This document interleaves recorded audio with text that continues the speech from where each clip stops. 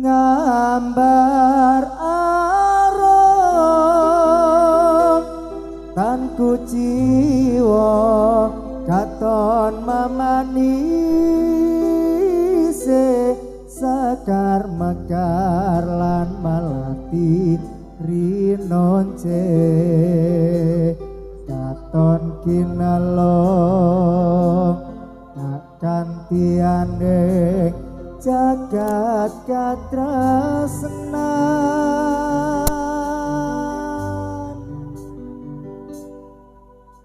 wanutya ayu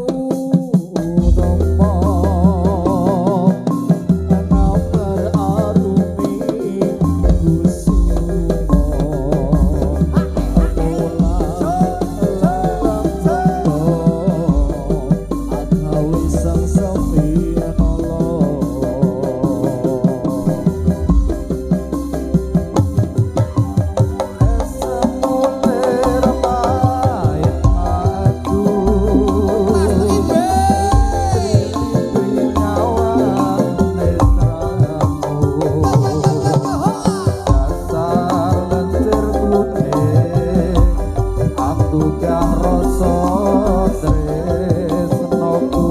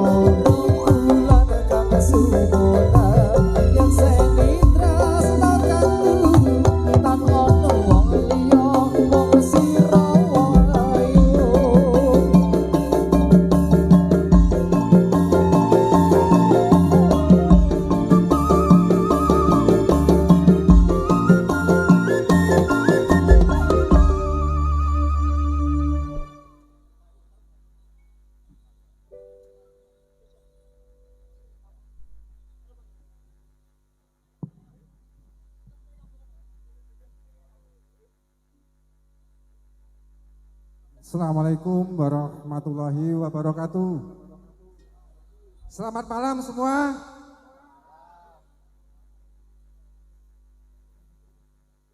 Selamat bertemu lagi dengan grup Topeng Ireng Lokajaya Kedung Ombo Desa Candirejo.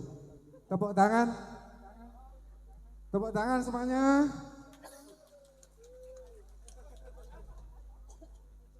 Yang kami hormati Sokibul Bait pada malam hari ini Bapak Kadus Kedung Ombo, Bapak Yoto beserta Ibu Mbak Har.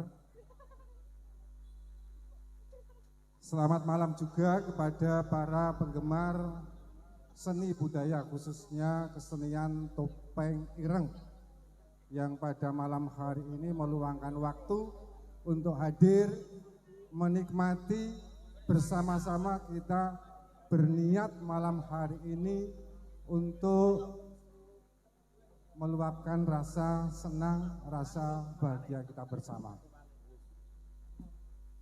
Bapak Ibu, pada malam hari ini Topeng Ireng Lokajaya Dusun Kedung Ombo Desa Candirejo pentas dalam rangka hajatan Bapak Kadus Kedung Ombo, hajat sunat putra keduanya Mas Gata. Mas Gata sini, Mas Gata.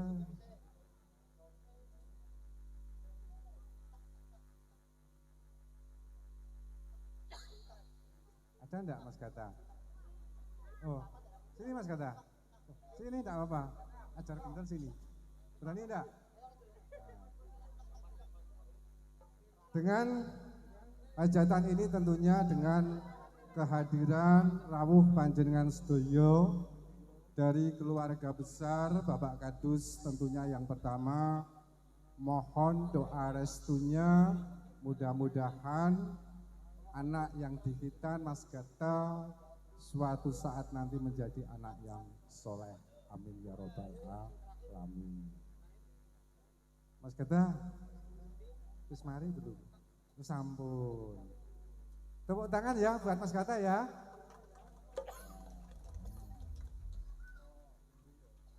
Pada malam hari ini Bapak Kadus mengadakan kegiatan topeng ireng. Selain tadi siang juga sudah ada pagelaran jadilan dari Candi Mulyo.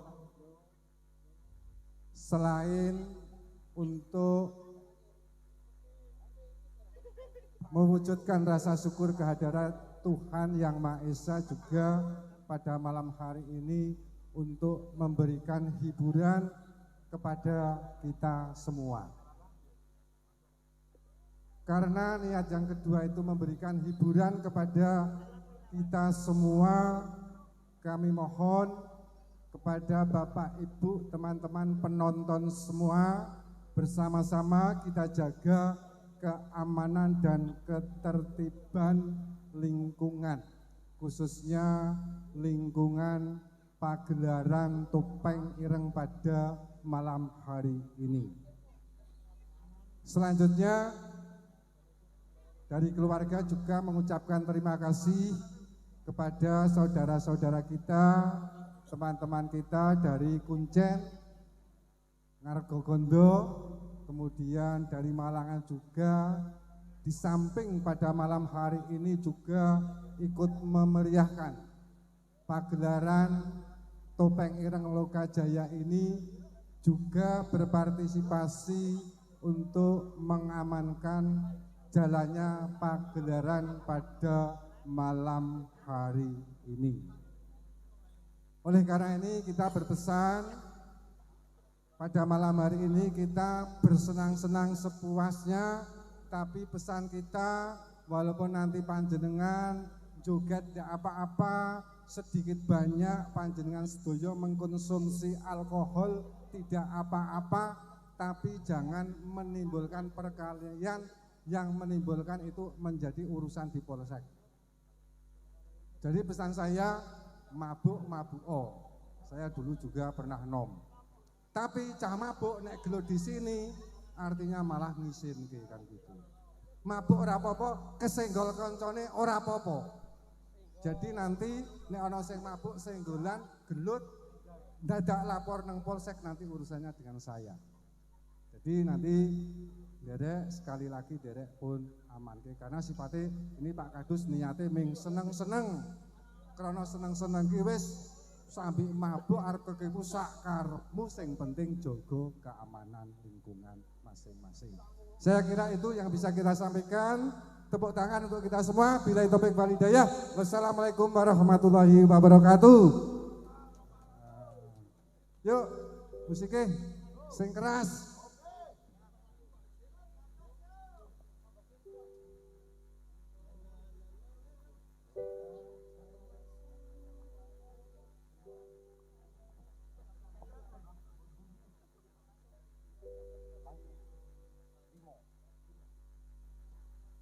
Atur para kanca, atur pembagya, dumateng para rawuh sedaya, matur nuwun sanget ing rawuhnya, wonten ing kepalan dalu punika, Gusti Allah ingkang Maha Kuwasa, kersa paring anugrah. Atur para putri, atur pambagya, nyuwun amrih Bapak Ibu sedaya, pandha bahu pikir lan tenaga, sareng bantu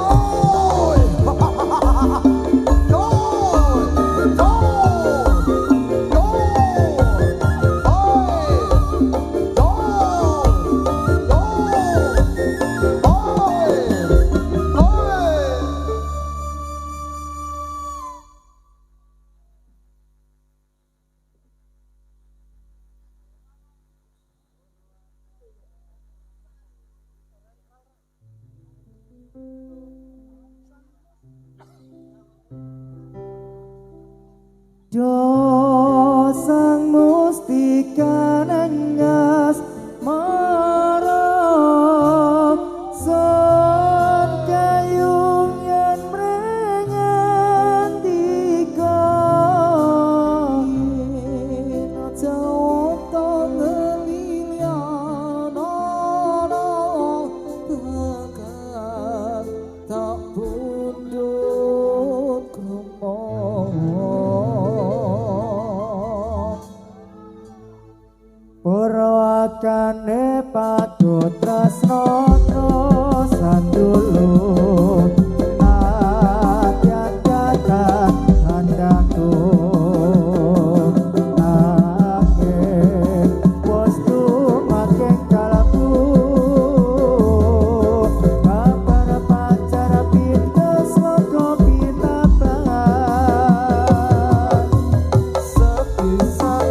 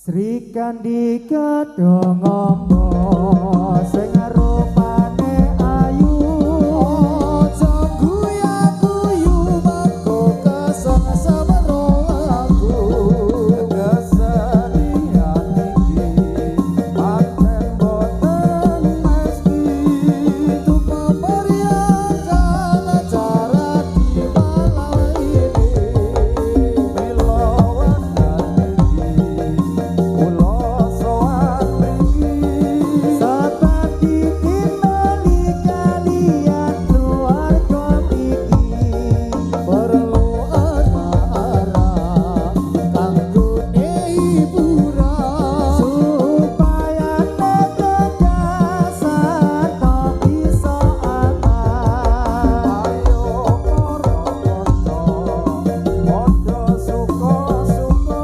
supaya gembira kanca-kancane pamudi ajan rupa kewan melu perayaan kanggo nglestarekake marang kesenian para rawuh kakoso putri rasa amrek sani rupi kula apake dados sampun cekak lagu-lagu kula dilewat panyuwun ing pangarsana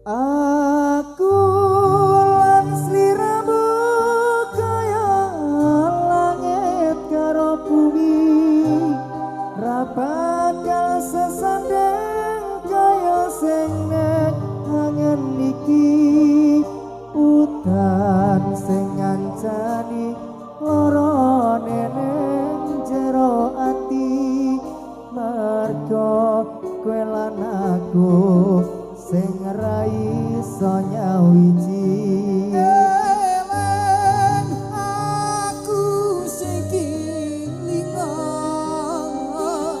nalikane wingi sesandingan lungguh bareng jejer kekuncekan jebul kabeh mung tandha